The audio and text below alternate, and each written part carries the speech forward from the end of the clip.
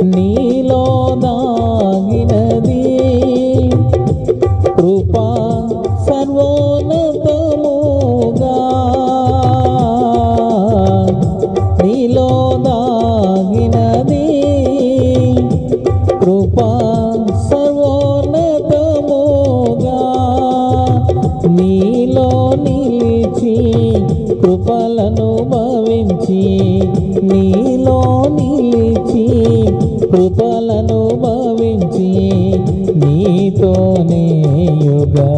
యుగములు నిలిచెదా నీతోనే యుగ